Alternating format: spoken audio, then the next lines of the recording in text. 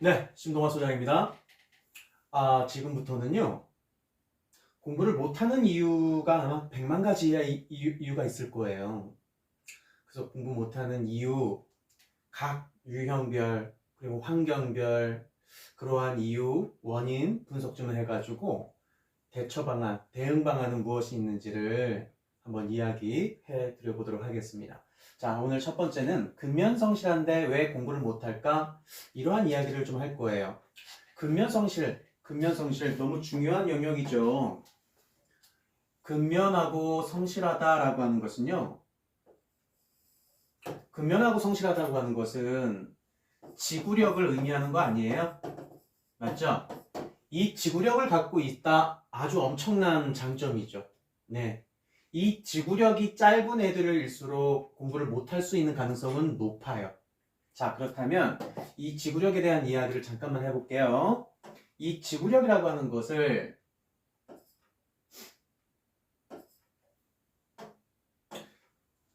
이 지구력이라는 것이 높은 아이가 있는가 반면 낮은 아이가들이 있죠. 자, 지구력이 좋다와 지구력이 나쁘다와 이렇게 구분을 할 겁니다. 자, 지구력이라고 하는 것은 끈질기게 붙들어 매고 있는 힘, 지속하고 있는 힘, 이행하는 힘, 이것을 의미하는 거죠. 자, 그렇다면 여기에서 지구력이 좋지 않은데도 불구하고 공부를 잘하는 아이들도 분명컨대 있긴 있거든요. 그런 애들은 왜 그럴까? 지구력은 안 좋으나 몰입 능력이라고 하죠. 몰입 능력이 상대적으로 높은 애들인 거예요. 그렇다면 지구력이 높은 좋은 아가들의 흡수되고 있는 지식 총량, 이 지식 총량이 지구력은 낮아도 집중력이 좋은 아가들에게는 이 지식 총량이 동일하게 적용될 수도 있다. 그래서 짧게 공부하는데도 오랫동안 공부하는 아이들과 비슷한 수준 혹은 오히려 더 잘 나온 경우들이 있을 수는 있어요. 예. 자, 그렇다면 우리 아이는 지구력과 집중력 이 두 가지 키워드를 가지고 한번 판단해 보시면 되지 않을까요? 자, 그렇다면 이 질문 지구력은 좀 좋은데 근면성실한데 지구력은 좋은데 라는 걸로 변환이 되잖아요. 지구력 좋은데 왜 공부를 못할까? 지식 총량을 흡수해내는 힘이 약하네. 자, 이 얘기 다시 한번 들어갑니다. 흡수력이 약하네. 자, 지구력은 좋아. 그런데 왜 흡수되는 지식 총량이 흡수되는 것이 흡수되는 강도가 낮을까? 흡수 강도라는 건 뭔데 대체? 이것은 이해도 아니에요? 이해도? 맞죠? 우리가 소위 말하는 말귀를 알아듣는다, 말귀들 못 알아듣는다 이거예요. 자, 그렇다면 이해도라고 하는 것은 말귀를 알아듣는 강도라고 우리끼리 그냥 이 단어 한번 만듭시다. 자, 말귀를 알아듣는 강도가 낮은 거야. 그러면 무슨 현상이 벌어져? 반복 현상이 생기겠네. 반복해야만 알아듣겠네. 그렇다면 하나를 알아듣기 위해서는 예를 들어서 5회의 반복을 해야 되네. 예를 든 겁니다. 하나를 알아듣기 위해서 5회를 반복했네. 그때서야 흡수 강도가 좋아졌네 라고 판단하는 거야. 그러면 시간은 더 걸려 안 걸려? 시간은 더 걸리는 거야. 상대적인 박탈감이죠.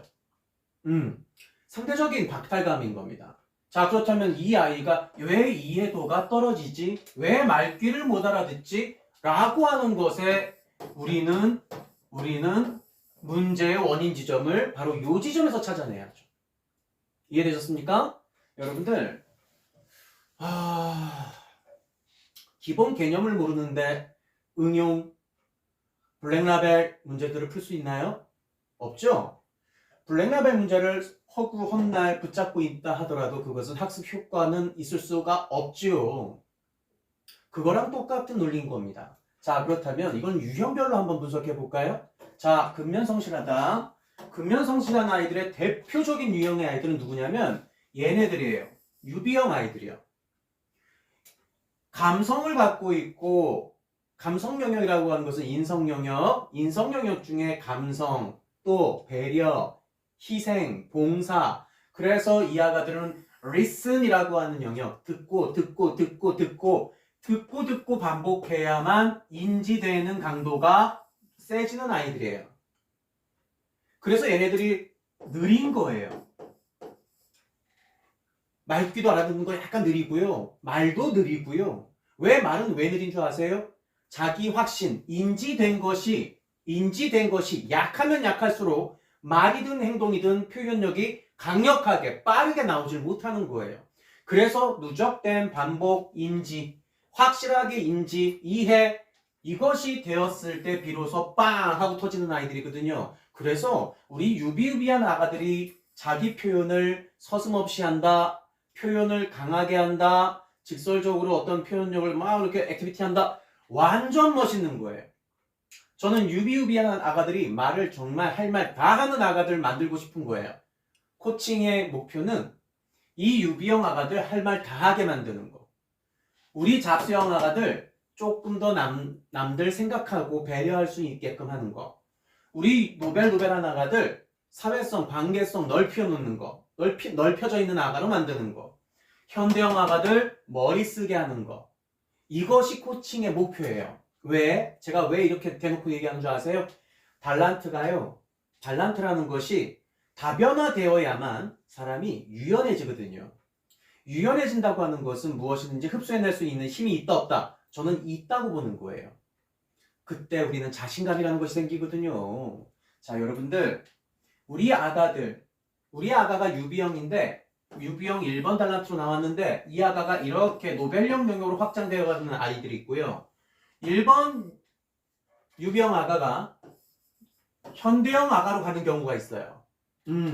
또 1번 현대형 아가가 유비형 영역으로 확장되어지는 우측 유형의 아이들이 있어요.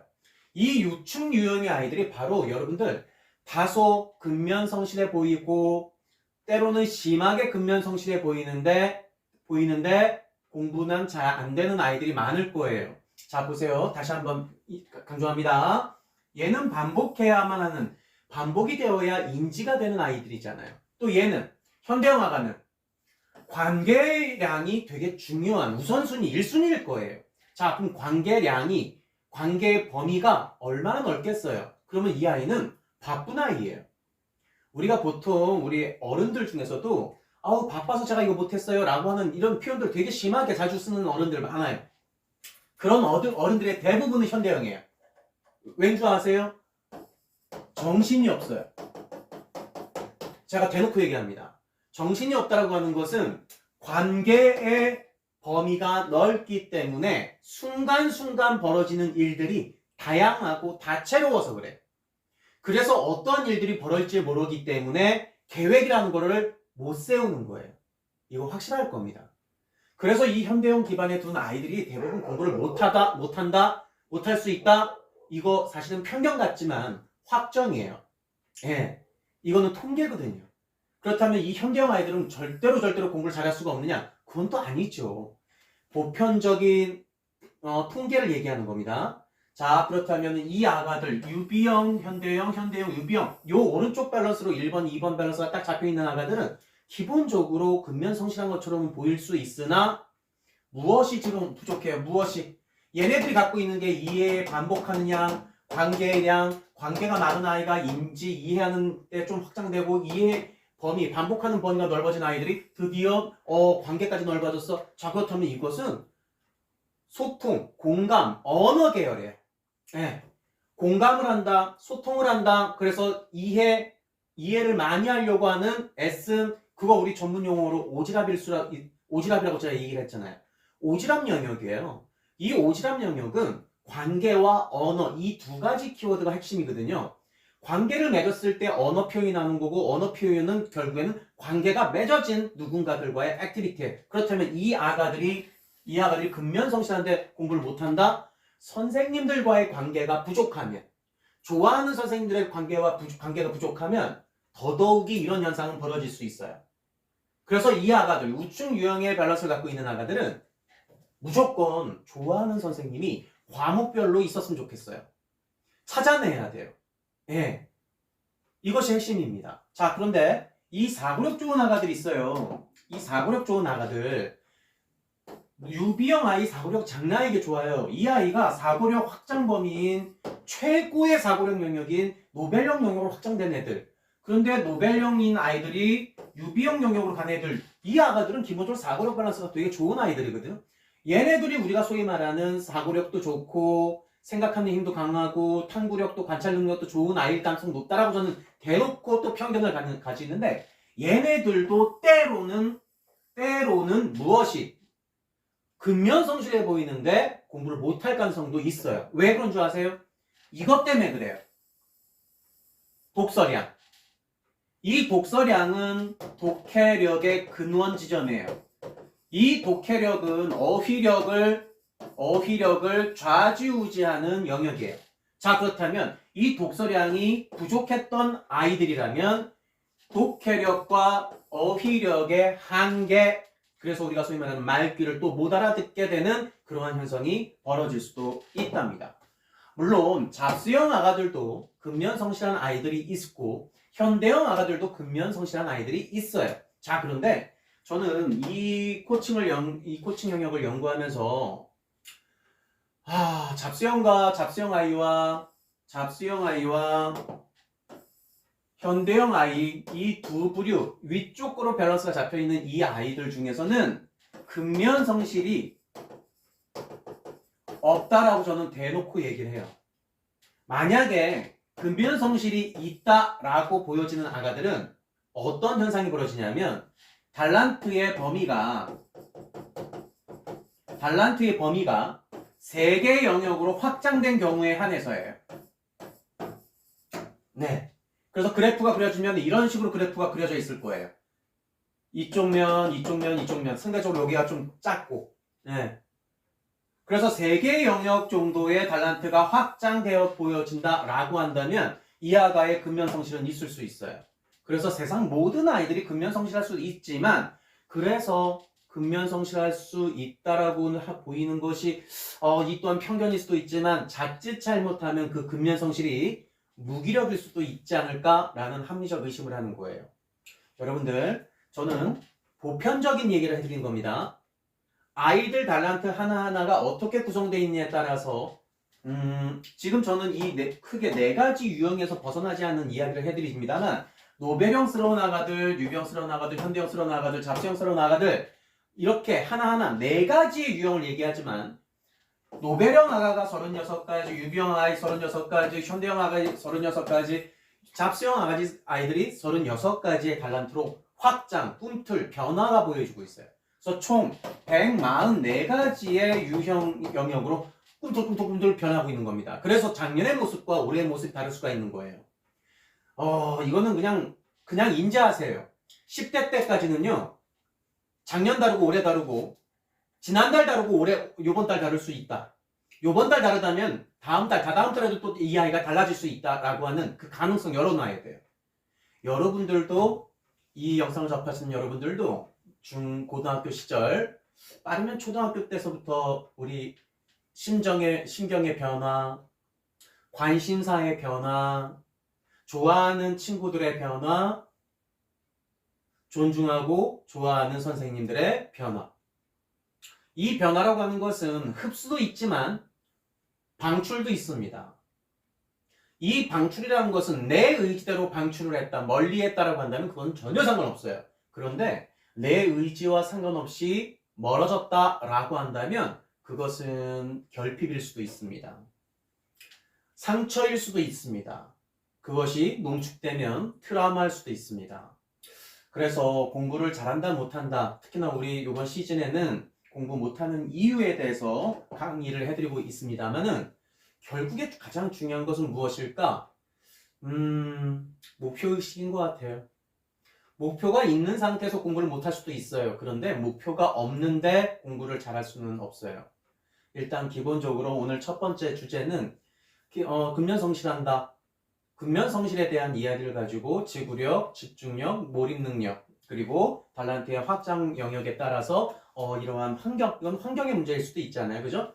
환경의 문제일 수도 있으니까 이것은 요 정도의 이해만 한다 하더라도 충분히 간파된 내용이었지 않나 싶습니다.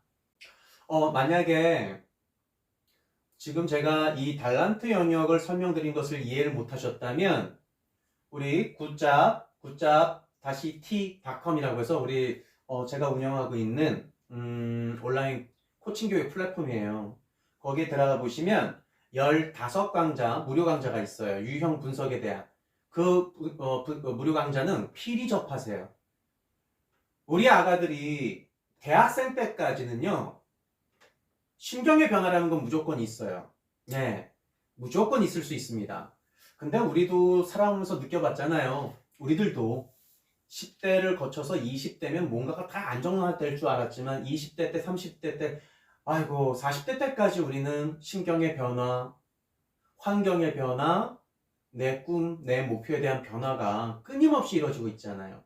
그죠? 그래서 우리 아이들을 이해하려면 유형 영역, 적성 영역이 어떻게 변화하고 있는지, 꿈틀거리는지 그 다채로운 변화의 세계에 대해서 기분 좋게 받아들일 줄 아는 능력, 눈높이도 좀 필요한 것 같아요.